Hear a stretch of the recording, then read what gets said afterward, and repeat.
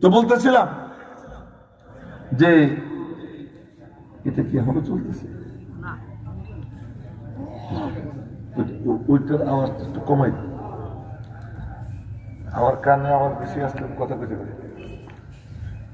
তো বলতেছিলাম যে পৃথিবীর যে কোনো জায়গা, যে কোনো অনুষ্ঠান হোক, যত বড় অতিথি থাকুক, আল্লাহর কসম নবীজির একটা আদনা সন্তান যদি ওখানে যায়, নবীজির সাথে সংশ্লিষ্ট একটা বাচ্চা যদি যায়, যার ধমনীতে নবীজির রক্ত প্রবাহিত, তো ওখানে আর কেউ কিচ্ছু না। হাটাজারি মাদ্রাসায় একবার এক অনুষ্ঠান হইল, সেই অনুষ্ঠানে আসছিলেন ফেদায়ে মিল্লাত আওলাদে রসুল কুতবে আলম সৈয়দ আসাদ মাদানী কদ্দাসাল্লাহু সিররাহুল আজিজ, যার ছেলে আমার ভাই হযরত